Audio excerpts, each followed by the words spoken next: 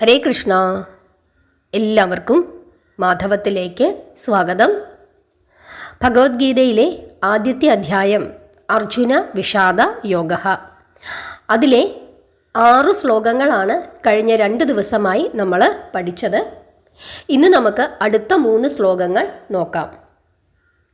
ആദ്യമായിട്ട് കാണുന്നവരാണെങ്കിൽ നമ്മുടെ ചാനലിൽ മറ്റു 2 വീഡിയോകളും കിടപ്പുണ്ട്. അതുകൂടാതെ പ്ലേലിസ്റ്റിൽ പ്രത്യേകം ഫോൾഡറാക്കി ഭഗവത്ഗീത എന്നൊരു ഫോൾഡറാക്കി ഇട്ടിട്ടുണ്ട്. അത് നിങ്ങൾക്ക് നോക്കാം. അതുപോലെ ഭാഗവതത്തിലെ കഥാഭാഗങ്ങളും നോക്കാം. ഇന്ന് വളരെ വിശേഷപ്പെട്ട ഒരു ഭാഗമാണ് ഭാഗവതത്തിൽ പറയുന്നത്, ബലരാമ വിവാഹം. നാളെ രുക്മിണി സ്വയംവരമാണ്. ആ ഭാഗങ്ങളൊക്കെ എല്ലാവരും കേട്ട് പ്രാർത്ഥിക്കണം. ഇന്നലത്തെ ഭാഗം വളരെ വിശേഷപ്പെട്ട ഭാഗമാണ്, മുചുകുന്ദ മോക്ഷം. അതുപോലെ തന്നെ ഭഗവാൻ മധുരാപുരി ജരാസന്ധന് തിരികെ കൊടുക്കുന്നു. ജരാസന്ധൻ കംസൻ്റെ മക്കൾക്ക് അത് തിരികെ കൊടുക്കുന്ന ഭാഗവും ഇന്നലെ നമ്മൾ പറഞ്ഞു. ആ ഭാഗങ്ങളൊക്കെ എല്ലാവരും കേട്ട് പ്രാർത്ഥിക്കണം, നാമം ജപിക്കണം. കലിയുഗത്തിൽ നാമജപത്തിന് വലിയ വലിയ പ്രാധാന്യമുണ്ട് എന്ന് മനസ്സിലാക്കുക. ഭഗവാന്റെ കഥകൾ പറയുന്നതും പറഞ്ഞു കൊടുക്കുന്നതും കേൾക്കുന്നതും പ്രചരിപ്പിക്കുന്നതും ഭക്തിയുടെ ഒരു ഭാവം തന്നെയാണ് എന്ന് ഭാഗവതത്തിൻ്റെ പല ഭാഗങ്ങളിലും ഭഗവാൻ പറഞ്ഞിട്ടുണ്ട്. ഇന്ന് നമുക്ക് ഭഗവത്ഗീതയുടെ ആദ്യത്തെ അധ്യായം അർജുന വിഷാദ യോഗ, അതിലെ 7ാമത്തെ ശ്ലോകം നോക്കാം. അസ്മാകം തു വിശിഷ്ടായേ താൻ നിബോധ നിജോത്തമ നായകാ മമ സൈന്യസ്യ സംജ്ഞാർത്ഥം താൻ ബ്രവീമിതേ. ഓരോ വാക്കുകളുടെയും അർത്ഥം നമുക്ക് നോക്കാം.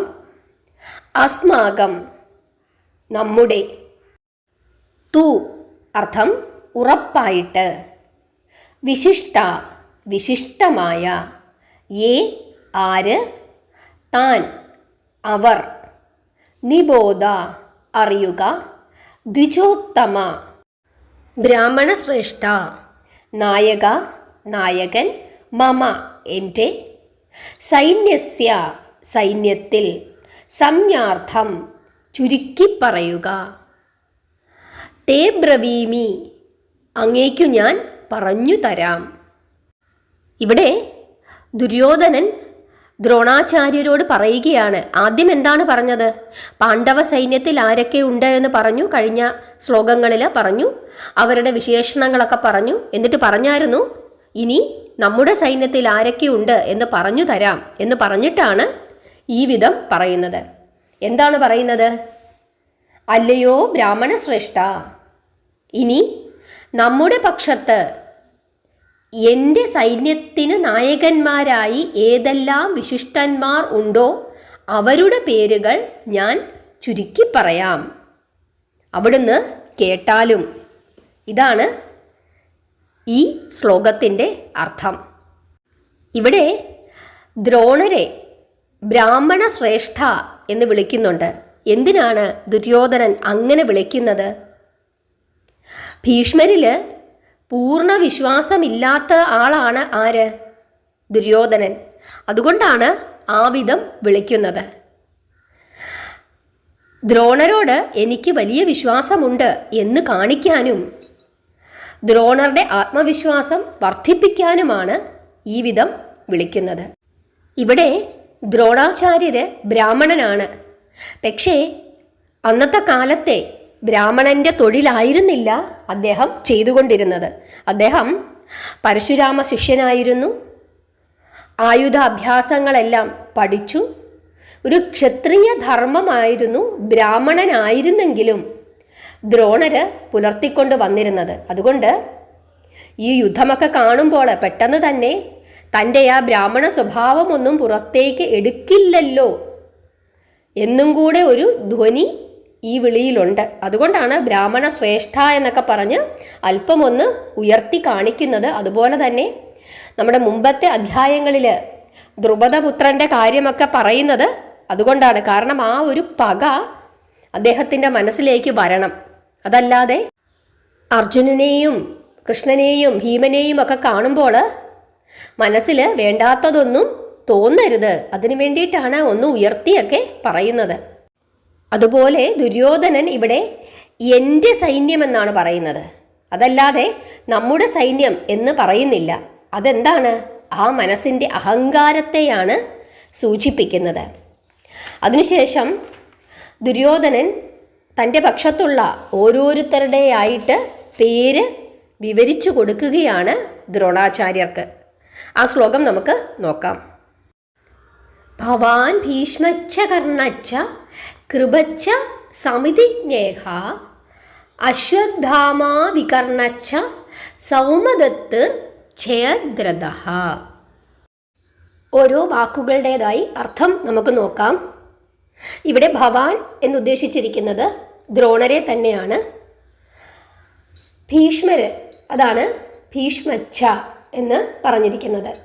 കർണച്ഛ എന്ന് പറഞ്ഞിരിക്കുന്നത് കർണനെയാണ്. കൃപാചാര്യർ, സമിതിജ്ഞയ യുദ്ധവിജയികൾ, അശ്വത്ഥാമാവ്, വികർണൻ, സൗമദത്തി സോമദത്തൻ്റെ പുത്രൻ. സോമദത്തൻ്റെ പുത്രൻ ആരാണ്? ഭൂരിസ്രവസ്. ഇനി ജയദ്രഥൻ. ശ്ലോകത്തിൻ്റെ അർത്ഥം നമുക്ക് നോക്കാം. ഭവാനും ഭീഷ്മരും കർണനും യുദ്ധവിജയികളായ കൃപരും അശ്വത്ഥാമാവും വികർണനും സോമദത്തപുത്രനും ജയദ്രഥനും ഇവരൊക്കെ എൻ്റെ സേനയിലുണ്ട് എന്നാണ് ദുര്യോധനൻ ദ്രോണാചാര്യർക്ക് പറഞ്ഞു കൊടുക്കുന്നത്. ഈ ശ്ലോകത്തിൽ കുറച്ച് പേരുകൾ പറഞ്ഞിട്ടുണ്ട്. അതായത് ദ്രോണര്, ഭീഷ്മര്, കർണൻ, കൃപര് തുടങ്ങിയ കുറച്ച് പേരുകൾ. അവരെ പറ്റിയൊക്കെ നമുക്ക് വിശദമായിട്ടൊന്ന് പഠിക്കാം. ഇവിടെ ദ്രോണർ, കൃപർ, അതുപോലെ കൃപാചാര്യരുടെ സഹോദരിയാണ് കൃപി. ദ്രോണർ, കൃപർ, കൃപാചാര്യരുടെ സഹോദരിയായ കൃപി, ഇവർ 3 പേരും ഒരു അമ്മയുടെ ഗർഭപാത്രത്തിൽ നിന്നും ജനിച്ചവരല്ല. നമുക്ക് ആദ്യം കൃപാചാര്യർ ആരാണെന്ന് നോക്കാം. എങ്ങനെയാണ് അദ്ദേഹം ജനിച്ചതെന്ന് നോക്കാം. ഗൗതമകുലത്തിൽ ജനിച്ച ശരദ്വാൻ അസ്ത്രവിദ്യയിലും തപസ്സിലും വലിയ കേമനായിരുന്നു. സ്വാഭാവികമായും ദേവേന്ദ്രന് ഒരു പേടിയുണ്ടായി. ശരദ്വാൻ്റെ ബ്രഹ്മചര്യം ഭഞ്ജിക്കുവാനായി ഇന്ദ്രൻ ജാനപതി എന്ന അപ്സരസിനെ നിയോഗിക്കുന്നു. അവളുടെ സൗന്ദര്യത്തിൽ മോഹിച്ച് പരവശനായെങ്കിലും ശരദ്വാൻ തപശക്തി കൊണ്ട് സ്വയം നിയന്ത്രിച്ചു.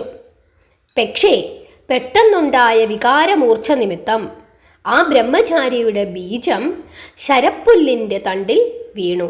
അങ്ങനെ ആ ശരപ്പുല്ലിൻ്റെ തണ്ട് 2 ഭാഗമായി ഒടിഞ്ഞു. ഒരു ഭാഗം ഒരാൺകുട്ടിയായും മറ്റേ ഭാഗം ഒരു പെൺകുട്ടിയായും ഭവിച്ചു. നായാട്ടിന് കാട്ടിലെത്തിയ ശന്തനു മഹാരാജാവ് ഈ കുട്ടികളെ കാണുകയും ഈ കുട്ടികളെ കൊട്ടാരത്തിൽ കൊണ്ടുപോയി വളർത്തുകയും ചെയ്യുന്നു. ഈ കുട്ടികളാണ് പിന്നീട് കൃപാചാര്യരായും കൃപിയായും അറിയപ്പെട്ടത്. കൃപർ ശാസ്ത്രവിദ്യയിലും അതായത് സയൻസിലും ആയുധവിദ്യയിലും വലിയ സമർത്ഥനായിരുന്നു. അദ്ദേഹം കൗരവരുടെ പരമാചാര്യനായിരുന്നു. ഇതാണ് കൃപരുടെയും അദ്ദേഹത്തിൻ്റെ സഹോദരിയായ കൃപിയുടെയും കഥ. ഇനി നമുക്ക് ദ്രോണരുടെ കഥ നോക്കാം. ദ്രോണരും ഒരമ്മയുടെ ഗർഭപാത്രത്തിൽ നിന്നും ജനിച്ച ആളല്ല. പിന്നെ എങ്ങനെയാണ് അദ്ദേഹം ജനിച്ചത്?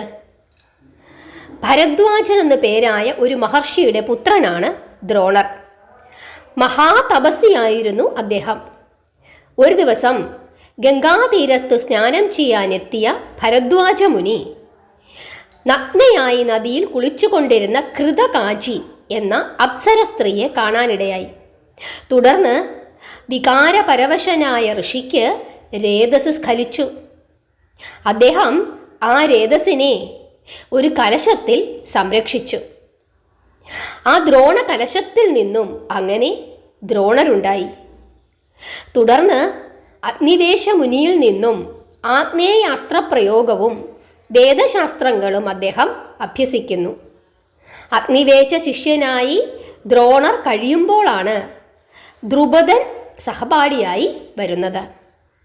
അച്ഛൻ്റെ നിയോഗമനുസരിച്ച് ദ്രോണർ കൃപാചാര്യൻ്റെ സഹോദരിയായ കൃപിയെ വിവാഹം കഴിക്കുന്നു. അപ്പോൾ നിങ്ങൾക്ക് മനസ്സിലായി കാണുമല്ലോ ദ്രോണാചാര്യരും കൃപാചാര്യരും തമ്മിലുള്ള ബന്ധം. അങ്ങനെ കൃപിയിൽ ദ്രോണാചാര്യർക്കുണ്ടായ പുത്രനാണ് അശ്വത്ഥാമാവ്. ജനിച്ചപ്പോൾ അശ്വത്തെ പോലെ ശബ്ദം പുറപ്പെടുവിച്ചതുകൊണ്ടാണ് ദ്രോണപുത്രന് അശ്വത്ഥാമാവ് എന്ന് നാമം ഉണ്ടായത്. അതിനുശേഷം ദ്രോണാചാര്യര് പരശുരാമനെ തൻ്റെ ഗുരുവായി വരിക്കുകയും ദിവ്യാസ്ത്ര പ്രയോഗങ്ങളെല്ലാം വശമാക്കുകയും ചെയ്യുന്നു. തുടർന്നാണ് കൗരവരുടെയും പാണ്ഡവരുടെയും ഗുരുവായി തീർന്നത്. ഇതാണ് ദ്രോണാചാര്യരുടെയും കൃപാചാര്യരുടെയും കഥ. അശ്വത്ഥാമാവ് ആരാണെന്നും മനസ്സിലായി കാണും. ഇനി നമുക്ക് ഭീഷ്മരാരാണെന്ന് നോക്കാം. ശന്തനു മഹാരാജാവിന് ഗംഗയിൽ പിറന്ന മകനാണ് ഭീഷ്മർ. പണ്ട് ഇഷാക്കു വംശജനായ മഹാഭിഷൻ എന്ന രാജാവ് 1000 അശ്വമേധയാഗം ചെയ്ത് ബ്രഹ്മലോകത്ത് എത്തിച്ചേർന്നു. ഒരിക്കൽ ബ്രഹ്മലോകത്ത് ദേവന്മാരുടെയും രാജർഷിമാരുടെയും ഒരു സമ്മേളനം ഉണ്ടായി. യാദൃച്ഛികമായി ഗംഗാദേവിയും അവിടെ എത്തിച്ചേർന്നു. അവിടെ വെച്ച് ഗംഗാദേവിയുടെ വസ്ത്രം കാറ്റാൽ പറന്നുവെന്നും മഹാഭിഷൻ അത് നോക്കിക്കൊണ്ട് നിന്നുവെന്നും കണ്ട ബ്രഹ്മദേവൻ അവരെ മനുഷ്യജന്മമായി പോകട്ടെ എന്ന് ശപിക്കുന്നു. മഹാഭിഷൻ ചന്ദ്രവംശ രാജാവായ പ്രദീപന്റെ മകനായി ശന്തനുവെന്ന പേരോടുകൂടി ജനിക്കുന്നു. ഗംഗാദേവി മനുഷ്യ സ്ത്രീയായി തീരുമാനിച്ചുകൊണ്ട് മടങ്ങവേ വഴിയിൽ ശാപഗ്രസ്തരായ അഷ്ടവസുക്കളെ കണ്ടെത്തി. ആരാണ് അഷ്ടവസുക്കൾ? വസിഷ്ഠനാണ് മനുഷ്യരായി പിറക്കുവാൻ ഇടവരട്ടെ എന്ന് വസുക്കളെ ശപിച്ചത്. ഒരിക്കല് ഈ വസുക്കൾ തങ്ങളുടെ ഭാര്യമാരോടുകൂടി വസിഷ്ഠാശ്രമത്തിന് സമീപം സഞ്ചരിക്കുകയായിരുന്നു. അവരിൽ ഒരാളാണ് ദ്രൗവിൻ്റെ ഭാര്യയ്ക്ക് ആശ്രമത്തിലെ പശുവായ നന്ദിനിയിൽ കൗതുകം തോന്നി. ഭാര്യയുടെ ആഗ്രഹപ്രകാരം ദ്രൗ പശുവിനെ ബലാത്കാരമായി അപഹരിച്ചു. വിവരമറിഞ്ഞ മഹർഷി 8 വസുക്കളെയും ശപിക്കുന്നു. 8 വസുക്കളും മനുഷ്യരായി പിറക്കാൻ ഇടവരട്ടെ എന്നാണ് ശപിച്ചത്. അങ്ങനെ ഈ വസുക്കൾ വസിഷ്ഠനെ ശരണം പ്രാപിച്ച് മാപ്പപേക്ഷിച്ചു. ശാപം നൽകിയതാണ്, അത് ഫലിക്കുമെന്ന് പറഞ്ഞു. പക്ഷേ ശാപമോക്ഷം കൂടി കൊടുത്തു. 7 വസുക്കളും ഓരോ സംവത്സരത്തിനുള്ളിൽ വിമുക്തരാകുമെന്നും പശുവിനെ നേരിട്ട് അപഹരിച്ച ആ ദ്രൗ മാത്രം ദീർഘകാലം മനുഷ്യലോകത്ത് കഴിയേണ്ടി വരുമെന്നും വസിഷ്ഠൻ പറഞ്ഞു. ദ്രൗ നിത്യബ്രഹ്മചാരി ആയിരിക്കുമെന്നും അദ്ദേഹം പറഞ്ഞു. ഇങ്ങനെ ശാപഗ്രസ്തരായ വസുക്കൾ മനുഷ്യജന്മത്തിന് വേണ്ടി ഇങ്ങനെ സഞ്ചരിച്ചു കൊണ്ടിരിക്കുമ്പോഴാണ് ഗംഗാദേവിയെ കാണുന്നത്. അങ്ങനെ വസുക്കളുടെ അപേക്ഷ പ്രകാരം ഭൂമിയിൽ അവരുടെ മാതാവായി തീരുവാൻ ഗംഗാദേവി സമ്മതിക്കുന്നു. 7 വസുക്കളെയും ജനിച്ചാലുടൻ വെള്ളത്തിൽ വലിച്ചെറിഞ്ഞ് മനുഷ്യജന്മത്തിൽ നിന്നും മുക്തരാക്കാമെന്ന് ദേവി ഏൽക്കുന്നു. ദ്രൗ ശന്തനുവിൻ്റെ മകനായി ദീർഘകാലം കഴിയേണ്ടി വരുമെന്നും അറിയിച്ചു. തുടർന്ന് 7 വസുക്കളും അവരുടെ ബലവീര്യത്തിൻ്റെ 8-1 കൂടി ദ്രൗവിൽ നിലനിർത്തിക്കൊള്ളാമെന്ന് വാക്ക് നൽകുകയും ചെയ്തു. ശന്തനു നായാട്ടിനായി ഗംഗാതീരത്ത് സഞ്ചരിക്കുമ്പോഴാണ് അതീവ സൗന്ദര്യമുള്ള സ്ത്രീരൂപം പൂണ്ട ഗംഗാദേവിയെ കാണുന്നത്. അങ്ങനെ രാജാവിൻ്റെ അപേക്ഷ പ്രകാരം ഗംഗാദേവി രാജാവിനെ വിവാഹം കഴിക്കുന്നു. പക്ഷേ ഒരു വ്യവസ്ഥ വെക്കുന്നു. എന്തെങ്കിലും രീതിയിൽ എൻ്റെ ആഗ്രഹത്തിന് അങ്ങ് വിരുദ്ധമായി പ്രവർത്തിച്ചാൽ ആ നിമിഷം തന്നെ ഞാൻ അങ്ങയെ ഉപേക്ഷിച്ചു പോകുമെന്നാണ് അറിയിച്ചത്. പ്രേമത്തിൻ്റെ കൂടുതൽ കൊണ്ട് ആ കാര്യങ്ങളൊക്കെ ശന്തനു മഹാരാജാവ് സമ്മതിച്ചു കൊടുക്കുകയും ചെയ്യുന്നു. ശന്തനുവിൻ്റെ ഭാര്യ അതായത് ഗംഗാദേവി 7 പുത്രസന്താനങ്ങളെ ജനനവേളയിൽ തന്നെ വെള്ളത്തിലെറിഞ്ഞ് കൊന്നു. ഇട്ടിട്ടു പോകുമോ എന്നുള്ള ഭയത്താൽ ശന്തനു മഹാരാജാവ് ഒന്നും മിണ്ടിയില്ല. പക്ഷേ എട്ടാമത്തെ പുത്രനെയും അങ്ങനെ ചെയ്യാൻ ഭാവിച്ചപ്പോൾ രാജാവ് തടഞ്ഞു. തുടർന്ന് ഗംഗാദേവി സകല വസ്തുതകളും വെളിപ്പെടുത്തിയതിനു ശേഷം രാജാവിനെ വിട്ടുപോവുകയും ചെയ്തു. ഗംഗാദേവി പക്ഷേ പുത്രനെ കൊടുത്തില്ല. രാജാവിന് കൂടെ കൊണ്ടുപോയി വിദ്യാസമ്പന്നനാക്കി തിരിച്ചു കൊടുക്കാമെന്ന് രാജാവിനോട് പറഞ്ഞു. ആ വിധം തന്നെ കൊടുക്കുകയും ചെയ്തു. ആ കഥയൊക്കെ വിശദമായി നമ്മൾ മുമ്പ് പറഞ്ഞിട്ടുണ്ട്. നമ്മുടെ ചാനലിലുണ്ട്, പ്ലേലിസ്റ്റിൽ പ്രത്യേകം കൊടുത്തിട്ടുമുണ്ട്. കേൾക്കാത്തവരുണ്ടെങ്കിൽ കേട്ടാൽ മതി. അങ്ങനെ കുറേ കാലം കഴിഞ്ഞപ്പോൾ ശന്തനു മഹാരാജാവിന് സത്യവതി എന്ന യുവതിയെ വിവാഹം കഴിക്കാൻ ആഗ്രഹമുണ്ടായി. എന്നാൽ സത്യവതിയുടെ പിതാവ് ആ ആഗ്രഹം സാധിച്ചു കൊടുക്കാൻ തയ്യാറായില്ല. അതിന് അദ്ദേഹം പറഞ്ഞ കാരണം ഗംഗാദത്തൻ്റെ രാജ്യാവകാശമാണ്. ആ തടസ്സം ഒഴിവാക്കാനായി ഗംഗാദത്തൻ രാജ്യാവകാശം ഉപേക്ഷിച്ചിരിക്കുന്നതായി പ്രതിജ്ഞ ചെയ്യുന്നു. മാത്രമല്ല, തൻ്റെ സന്താനങ്ങളിൽ നിന്നുപോലും യാതൊരു വിധത്തിലുള്ള ഭയവും ഉണ്ടാകാത്ത വണ്ണം താൻ മരണം വരെ ബ്രഹ്മചര്യവ്രതം സ്വീകരിച്ചിരിക്കുന്നതായും സത്യം ചെയ്യുന്നു. മഹത്തായ ആ സത്യപ്രതിജ്ഞ കേട്ട് ദേവന്മാരാണ് അദ്ദേഹത്തിന് ഭീഷ്മരെന്ന ബിരുദനാമം സമ്മാനിച്ചത്. ഭീമമായ സത്യപ്രതിജ്ഞ നടത്തിയവൻ എന്നാണ് അതിൻ്റെ അർത്ഥം. അന്നു മുതൽ പിതാമഹ പദവിയിൽ വർത്തിച്ചുകൊണ്ട് ഭീഷ്മർ സദാ കുരുവംശത്തിൻ്റെ സംരക്ഷണത്തിനായി പ്രവർത്തിച്ച് വരികയായിരുന്നു. ഇനി പറഞ്ഞിരിക്കുന്ന മറ്റൊരു പേര് കർണനാണ്. ആരാണ് കർണൻ? കുന്തിദേവിയുടെ മൂത്ത പുത്രനാണ് കർണൻ. ധർമ്മപുത്രരുടെ ജ്യേഷ്ഠൻ. യദുശ്രേഷ്ഠനായ ശൂരസേനന്റെ മകളാണ് കുന്തി. ശൂരസേനൻ ആരാണ്? കൃഷ്ണന്റെ അച്ഛനായ വസുദേവരുടെ പിതാവാണ്. വസുദേവന്റെ സഹോദരിയാണ് കുന്തി. കൃഷ്ണന്റെ അപ്പച്ചിയാണ്.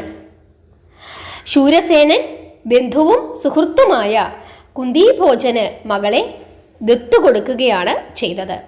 അങ്ങനെയാണ് പൃഥ എന്ന നാമമുള്ള ആ കുട്ടി കുന്തിയായി മാറുന്നത്. കന്യകയായിരിക്കുമ്പോൾ തന്നെ കുന്തിദേവിക്ക് ദുർവാസാവ് ഒരു മന്ത്രം ഉപദേശിക്കുന്നു. ആ മന്ത്രം ജപിച്ച് ഏതു ദേവനെ ആവാഹിച്ചാലും ആ ദേവനിൽ കുന്തിക്ക് പുത്രനുണ്ടാകും എന്നായിരുന്നു വരം. കുന്തി പരീക്ഷിച്ചു. സൂര്യദേവനെ മന്ത്രം കൊണ്ട് ആവാഹിച്ചു. അങ്ങനെ സൂര്യനിൽ കുന്തിക്കു ജനിച്ച പുത്രനാണ് കർണൻ. കന്യകയായിരിക്കുമ്പോൾ ജനിച്ച പുത്രനായതുകൊണ്ട് ലോകര് അപവാദം പറയുമോ എന്ന് ഭയന്ന് കുന്തി കുട്ടിയെ നദിയിലൊഴുക്കി. അങ്ങനെ ആ കുട്ടി സൂതവംശജനായ അധിരഥന്റെ കൈകളിൽ ചെന്നുവന്നു. അധിരഥനും പത്നിയായ രാധയും കൂടി ആ കുട്ടിയെ വളർത്തുന്നു. ദ്രോണരാണ് ആയുധവിദ്യ പഠിപ്പിക്കുന്നത്. ആയുധപന്തയത്തിൽ പങ്കെടുക്കാനെത്തിയ കർണനെ സൂതപുത്രനെന്ന് വിളിച്ച് ഭീമൻ ആക്ഷേപിക്കുന്നു. തുടർന്ന് ദുര്യോധനൻ കർണനെ അംഗരാജ്യത്തിൻ്റെ അധിപതിയായി അഭിഷേകം ചെയ്യുന്നു. പകരം ദുര്യോധനനോട് ജീവിതകാലം മുഴുവനും സഖ്യം ചെയ്യുമെന്ന് കർണനും പ്രതിജ്ഞ ചെയ്യുന്നു. കുരുക്ഷേത്ര യുദ്ധത്തിനു മുമ്പ് കർണൻ പാണ്ഡവരിൽ ജ്യേഷ്ഠനാണെന്നുള്ള രഹസ്യം കൃഷ്ണൻ കർണനെ അറിയിക്കുന്നു. പക്ഷേ പ്രതിജ്ഞാബദ്ധനായ കർണൻ ദുര്യോധന പക്ഷം വിടാൻ കൂട്ടാക്കിയില്ല. ജനിച്ചപ്പോൾ തന്നെ കർണന് കവചവും കുണ്ടലവും ഉണ്ടായിരുന്നു. എന്നാൽ ഇന്ദ്രൻ തൻ്റെ പുത്രനായ അർജുനന് ഈ കവചവും കുണ്ടലവും ഒരു ഭീഷണിയായി തീരും എന്ന് തോന്നി എങ്ങനെയും തൻ്റെ മകനെ രക്ഷിക്കണം എന്ന് നിശ്ചയിച്ച് ബ്രാഹ്മണ വേഷം ധരിച്ച് കർണനോട് കവചവും കുണ്ടലവും ദാനമായി ആവശ്യപ്പെടുന്നു. ഇന്ദ്രന്റെ വരവിനു മുമ്പ് പിതാവായ സൂര്യൻ കർണന് മുന്നറിയിപ്പ് നൽകിയിരുന്നുവെങ്കിലും ദാനവീരനായ കർണൻ അത് കൂട്ടാക്കിയില്ല. കർണൻ ദാനം ചെയ്യുന്നു. പകരം വേലാണ് ആവശ്യപ്പെടുന്നത്. യുദ്ധത്തിൽ താൻ മരിക്കുമെന്നും കൗരവന്മാർ തോൽക്കുമെന്നും ഭീഷ്മരെയും ദ്രോണരെയും പോലെ തന്നെ കർണനും അറിയാമായിരുന്നു എന്നുള്ളതാണ് സാരം. ഇനി പറഞ്ഞിരിക്കുന്ന മറ്റൊരാളാണ് ജയദ്രഥൻ. ആരാണ് ജയദ്രഥൻ? സിന്ധുദേശത്തെ രാജാവാണ് ജയദ്രഥൻ. ഇവരൊക്കെ വളരെ പ്രധാനപ്പെട്ട ആളുകളാണ്. അതുകൊണ്ടാണ് ഈ പേരുകളൊക്കെ എടുത്തു പറഞ്ഞിരിക്കുന്നത്. ഇനി മുമ്പോട്ട് പഠിക്കുമ്പോൾ നിങ്ങൾക്കത് മനസ്സിലാകും. അതുകൊണ്ടാണ് ഇവർ ഓരോരുത്തരെയും പറ്റി വിശദമായിട്ട് തന്നെ ഞാനിപ്പോൾ പറഞ്ഞു പോകുന്നത്. സിന്ധുദേശത്തെ രാജാവാണ് ജയദ്രഥൻ. കൗരവ സഹോദരിയായ ദുശ്ശളയുടെ ഭർത്താവാണ് ജയദ്രഥൻ. ജയദ്രഥൻ ഒരിക്കൽ ദ്രൗപദിയെ അപഹരിക്കാനായിട്ട് ശ്രമിക്കുന്നുണ്ട്. അന്ന് ഭീമസേനനാണ് ജയദ്രഥനെ പരാജയപ്പെടുത്തുന്നത്. അതിനുശേഷം ശിവനെ തപസ് ചെയ്ത് ജയദ്രഥൻ പ്രത്യക്ഷപ്പെടുത്തി വരം വാങ്ങുന്നു. എന്ത് വരമാണ് ചോദിച്ചത്? പാണ്ഡവരെ ഒറ്റയ്ക്ക് ജയിക്കാൻ കഴിയണം. പക്ഷേ പരമശിവൻ ഇതാണ് പറഞ്ഞത്: അർജുനൻ ഒഴികെയുള്ള 4 പേരെയും ഒറ്റയ്ക്ക് ജയിക്കാൻ കഴിയുമെന്നാണ് പറഞ്ഞത്. അങ്ങനെ ആ വരമാണ് മഹാദേവൻ കൊടുക്കുന്നത്. അഭിമന്യു പത്മവ്യൂഹം ഭേദിച്ചകത്ത് കടന്നപ്പോൾ അർജുനൻ സ്ഥലത്തില്ലാത്ത തക്കം നോക്കി മറ്റു 4 പാണ്ഡവന്മാരെ അഭിമന്യുവിനെ സഹായിക്കാൻ അനുവദിക്കാതെ തടഞ്ഞു നിർത്തിയതാരാണ്? ജയദ്രഥനാണ്. അതുകൊണ്ടാണ് ശത്രുക്കൾക്ക് അഭിമന്യുവിനെ ചതിച്ചു കൊല്ലാൻ സാധിച്ചത്. ഇതറിഞ്ഞ് അർജുനൻ പിറ്റേന്ന് സൂര്യാസ്തമയത്തിനു മുമ്പ് ജയദ്രഥനെ കൊല്ലുമെന്ന് പ്രതിജ്ഞ ചെയ്യുകയും അവസാനം ഭഗവാൻ ശ്രീകൃഷ്ണന്റെ സഹായത്തോടെ ആ പ്രതിജ്ഞ നിറവേറ്റുകയും ചെയ്തു. അത് വളരെ പ്രധാനപ്പെട്ട ഒരു ഭാഗമാണ്. അതുകൊണ്ടാണ് ഈ ജയദ്രഥനെ പറ്റിയൊക്കെ വളരെ വിശദമായിട്ട് തന്നെ നിങ്ങൾക്ക് ഞാൻ പറഞ്ഞു തരുന്നത്. അങ്ങനെ പ്രധാനപ്പെട്ട ആളുകളുടെ പേരുകളൊക്കെ ദുര്യോധനൻ ദ്രോണാചാര്യർക്ക് പറഞ്ഞു കൊടുക്കുകയാണ്. ഇനി വികർണനെ പറ്റി പറയുന്നുണ്ട്. വികർണൻ ആരാണ്? ദുര്യോധനൻ്റെ മറ്റൊരു സഹോദരനാണ്. ഇനി നമുക്ക് 9ാമത്തെ ശ്ലോകം നോക്കാം. അന്യേച ബഹവഃ ശൂരാമദർത്ഥേ ത്യക്തജീവിതാഃ നാനാശാസ്ത്രപ്രഹരണാഃ സർവേ യുദ്ധ വിശാരദാഃ. ഇതാണ് 9ാമത്തെ ശ്ലോകം. അർത്ഥം നമുക്ക് നോക്കാം. അന്യേ അർത്ഥം അന്യർ. ച വെച്ചാൽ കൂടെ. ബഹവഃ ധാരാളം. ശൂര ധീരന്മാർ. ത്യക്തജീവിതാഃ ജീവിതം ത്യജിച്ചിട്ട്. നാനാശാസ്ത്ര പ്രഹരണാഃ പലതരം ആയുധങ്ങളുമായി. സർവേ എല്ലാം. യുദ്ധവിശാരദാഃ യുദ്ധത്തിൽ പ്രാവീണ്യം നേടിയവർ. ശ്ലോകത്തിൻ്റെ അർത്ഥം നോക്കാം. എനിക്ക് വേണ്ടി ജീവൻ ഉപേക്ഷിക്കാൻ സന്നദ്ധരായി അനേകവിധം ആയുധങ്ങൾ പ്രയോഗിക്കുന്നവരുമായ അനവധി ശൂരന്മാരുണ്ട്. എല്ലാവരും യുദ്ധവിശാരദന്മാർ തന്നെയാണ് എന്നാണ് പറയുന്നത്. അപ്പോൾ ഇനി ആളുകളുടെ പേര് പറയുന്നില്ല.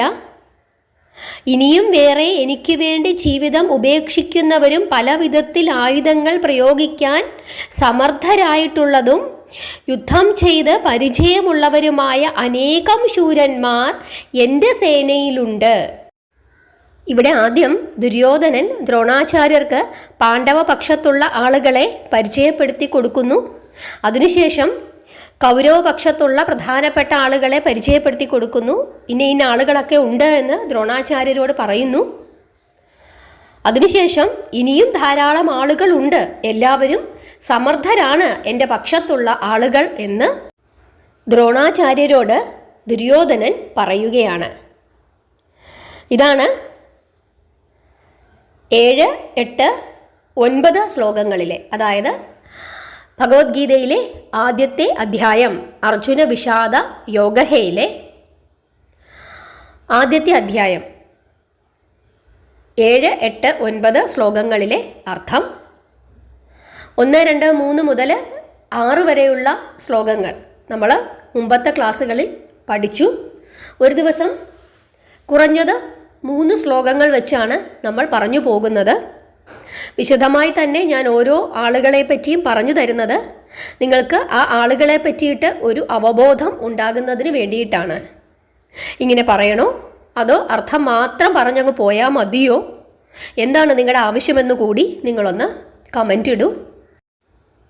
ഭഗവത്ഗീത കയ്യിലില്ലാത്ത ആളുകളാണെങ്കിൽ പുതിയൊരു നോട്ട് ബുക്ക് മേടിച്ചിട്ട് ഇവിടെ എഴുതി കാണിക്കുന്നത് എഴുതിയെടുത്ത് അർത്ഥവും കൂടി എഴുതിയെടുത്ത് പഠിച്ചാൽ നിങ്ങൾക്ക് പിന്നീടത് കൂടുതൽ ഫലം ചെയ്യും. മറ്റുള്ളവർക്ക് നമുക്ക് പറഞ്ഞു കൊടുക്കുകയും ചെയ്യാം. എല്ലാവരെയും ഭഗവാൻ അനുഗ്രഹിക്കട്ടെ. നന്നായി പ്രാർത്ഥിക്കുക. ഭാഗവതത്തിലെ മറ്റു കഥകൾ കേൾക്കുക. ഇന്ന് ബലരാമ വിവാഹമാണ്. നാളെ പറയുന്നത് രുക്മിണി സ്വയംവരമാണ്. എല്ലാവരും 8:30 മണിക്ക് ആ കഥകൾ കേൾക്കാനായി തയ്യാറെടുക്കുക. ഹരേ കൃഷ്ണ.